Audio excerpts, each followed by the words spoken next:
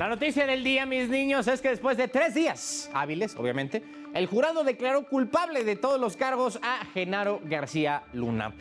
Ahora el caballero quedará en custodia y estará en el tanque hasta que se dicte su sentencia el 27 de junio, o sea, dentro de 4 meses. Lo menos que Genaro podría recibir, que lo dudo, serían 20 años contra una cadena perpetua, que eso es lo máximo, como el Chapo, más o menos. Oigan, y si no se acuerdan, les refresco la memoria de que acusaron allá a Genaro en Estados Unidos.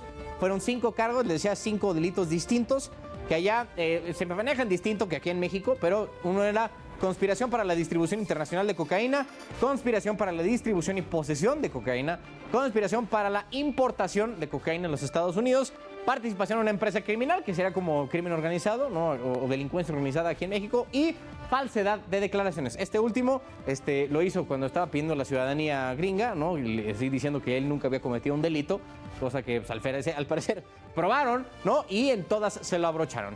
Y en medio de este merequetengue, el diputado Alejandro Robles, de Morena, propuso que se someta a extinción de dominio los bienes de Genaro García Luna y que Genaro García Luna haya usado dentro de su actividad delictuosa. La mala para el diputado, y que solo exhibe su gran y oprobiosa ignorancia, es que la extinción de dominio aplica para bienes en los que no se pueda comprobar su legítima procedencia o que hayan sido objeto de un delito. O sea, la Fiscalía General de la República tendría que investigar aquí cómo fue que Genaro compró los bienes que tenga su nombre.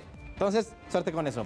Además de que está medio ambiguo en la ley el tema de la sentencia, porque no dice si tiene que ser de un tribunal mexicano o igual pueden usarla de un tribunal extranjero. Entonces, habría que aclarar eso. Bueno, en la Cámara Baja, diputados de Morena evidentemente no esperaron ni más y dijeron, sí, gritaron, sigue Calderón, como para celebrar la decisión allá en la Corte de Brooklyn.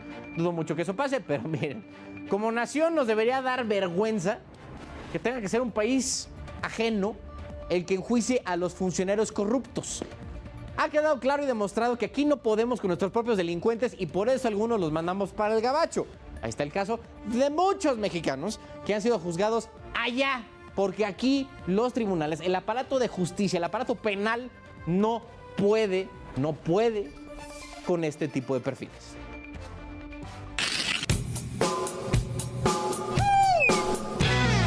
Bueno, para hablar de este tema, implicaciones y demás, Víctor Hernández, profesor investigador en la Facultad de Derecho de la Universidad Panamericana, está aquí con nosotros. Mi estimado Víctor, ¿cómo andas? Carlos, muy buenas noches, gracias por la invitación. Oye, hermano, pues cuéntanos cómo ves este asunto. Yo, la neta, si te soy completamente sincero, y lo dije aquí al aire, yo esperaba que, según lo que vimos del desarrollo del juicio, no lo declararan culpable porque, pues digo, al menos de este lado del río, no se veía que lo hubieran probado su culpabilidad en los 5 delitos más allá de toda duda razonable. Pero bueno, quedé ya como un tarado y nada más como para pues ver el contexto, mi estimado Víctor, ¿cómo ves este ya veredicto contra Genaro García Luna, el funcionario de más alto nivel que ha sido enjuiciado y ahora encarcelado en Estados Unidos? Es bastante surreal que el principal exponente de la guerra contra el narcotráfico haya sido sentenciado nada más y nada menos que por narcotráfico. Y hay que recordar, Carlos, si me permites, cómo empezó la guerra contra el narcotráfico. Felipe Calderón recibió un país con un promedio de 8 homicidios por cada 100,000 habitantes. Para ponerlo en perspectiva, en Europa el promedio es de 3 homicidios por cada 100,000 habitantes, es decir, ya estábamos muy cerca de ser un país comparable al primer mundo. Y de pronto ocurre algo contraintuitivo. El presidente, sin ningún análisis de política pública, sin evidencia de la necesidad de la medida, afirma que estamos viviendo una crisis sin precedentes y que por tanto hay que inundar el país con militares y policías federales. Hoy nos confirma el sistema de justicia norteamericano que todo ese teatro empezó con colusión con el propio narcotráfico. Y hay que poner en perspectiva los costos de este montaje llamado guerra contra el narcotráfico. De 8 homicidios por cada 100,000 habitantes que había en 2007, pasamos a 27 para 2012. Es decir, se triplicó para el final de la administración de Felipe Calderón, incluyendo casos como Chihuahua, que rebasaron los 100 homicidios por cada 100,000 habitantes. Después Enrique Peña entrega el país en su máximo histórico con 36 homicidios por cada 100,000 habitantes, es decir, el cuádruple de lo que teníamos en 2007. Y ahora el presidente López Obrador ya rebasó en números totales a sus 2 predecesores que entregaron 120,000 y 157,000 homicidios respectivamente. Estamos hablando, Carlos, de más de 400,000 muertos en casi 2 décadas, de guerra contra el narcotráfico, y que conste que aquí no estoy incluyendo a los más de 100,000 desaparecidos reportados, porque entonces ya rebasaríamos el 500,000, y todo este suicidio colectivo, Carlos, que hemos llamado guerra contra el narcotráfico, hoy nos informa el gobierno norteamericano, empezó con complicidad entre el gobierno mexicano y un sector del mundo criminal. Es un escándalo completo.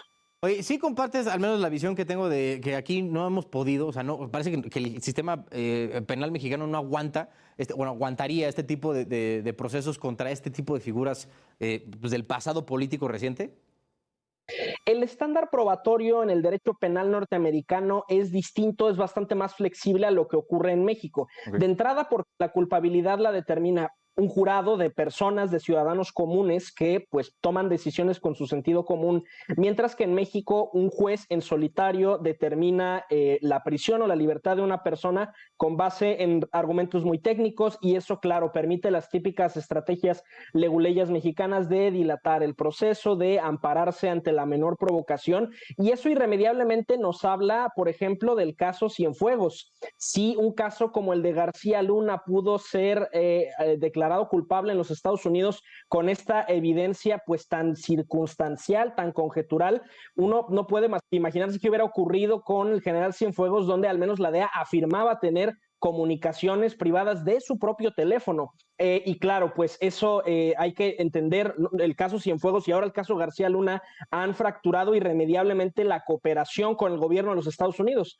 Apenas la semana pasada la directora de la DEA se quejaba ante el Congreso estadounidense de que el gobierno mexicano ya no hace interdicciones de fentanilo, ya no realiza operaciones conjuntas con ellos, y es que por supuesto pareciera ser que el gobierno norteamericano te dé una medalla o te dé un reconocimiento, es el principal indicador de que te están investigando. García Luna, Cienfuegos Cepeda fueron personajes altamente condecorados en su momento por sus contribuciones a la guerra contra el narcotráfico. Y justo eso, por ahí te quería hacer la siguiente pregunta, porque ¿qué tan mal o qué tan bien deja parado este veredicto a las autoridades de Estados Unidos? Porque García Luna estaba certificado hasta decir basta, o sea, era hombre de confianza, tuvo reuniones con gente de muy alto nivel del gobierno de Estados Unidos, y aún así parece que estuvo metido en cosas bastante nefarias.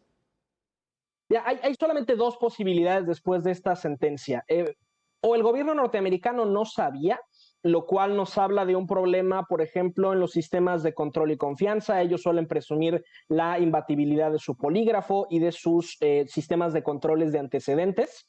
O, peor, todavía más preocupante, que a lo mejor sí había conocimiento de estas sospechas, de estas denuncias, pero que aún así se toleraron como un mal menor para poder tener injerencia en la política de seguridad en México. Y más allá del caso concreto de García Luna, hay que entender que hay un problema estructural en toda la impartición de justicia en México.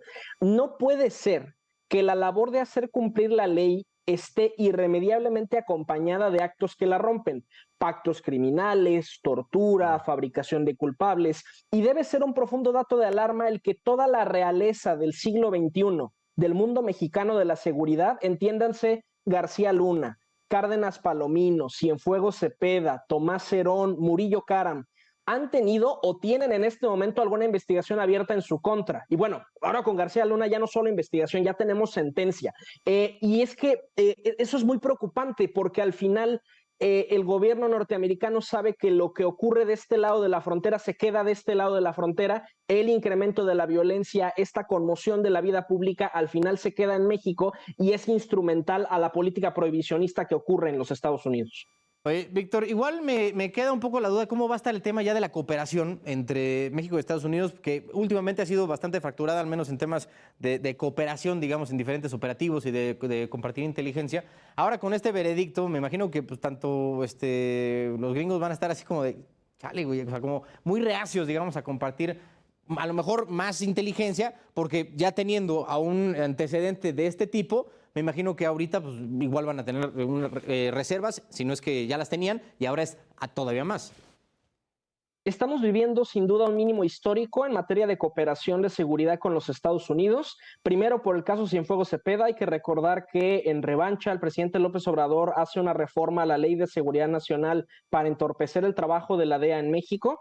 El presidente Joe Biden también emitió una orden ejecutiva para que los fondos del entendimiento bicentenario no puedan llegar a la Guardia Nacional, precisamente en reconocimiento de que es una sucursal de la Sedena, que es el ejército disfrazado de policía y que profundiza la militarización de la seguridad pública en México. Pareciera ser que el único canal de comunicación todavía medianamente funcional es la Armada de México, pero claro, la Armada no tiene mucho margen de maniobra cuando hoy la Sedena es la que tiene la voz cantante en materia de seguridad.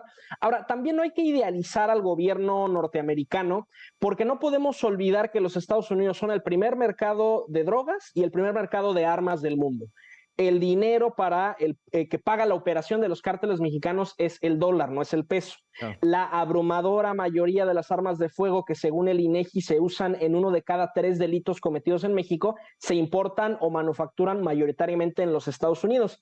Y también es el propio gobierno de Estados Unidos quien colmó de medallas, de reconocimientos a personajes como García Luna, Cienfuegos Cepeda, y quien pues ha proveído de inteligencia para muchos de los operativos estelares de la guerra contra el narco que han tenido consecuencias aquí en México, de ajustes de cuentas, de guerras sucesorias que cobran vidas mexicanas, por supuesto que no vidas norteamericanas. Y aquí lo que tiene que entrar en el centro del debate es la prohibición de las drogas. Ha fracasado la guerra contra el narcotráfico. Tenemos que tener un debate serio, no solo a nivel mexicano, sino a nivel internacional, de cómo vamos a legalizarlas para quitarle ese mercado a los criminales, para ponerlo en manos de campesinos y empresarios que no lastimen a la sociedad. Yo igual soy un poco de esa opinión, pero digo, es un caso escenario particular a cada país y cómo hay que irlo estructurando. Pero sin duda creo que firmemente, mi estimado Víctor, que es un debate que se tiene que tener y que nos lo deberíamos de tomar muy en serio lo más pronto posible. Por lo pronto, Víctor Hernández, profesor investigador de la Facultad de Derecho de la UP, muchas gracias y fuerte abrazo. Carlos, muchas gracias. Mi Twitter, @arbitrus1805. Ahí para que lo sigan al buen Víctor, Arbitrus1805. Y nosotros, mis niños, vamos a un corte, regresamos.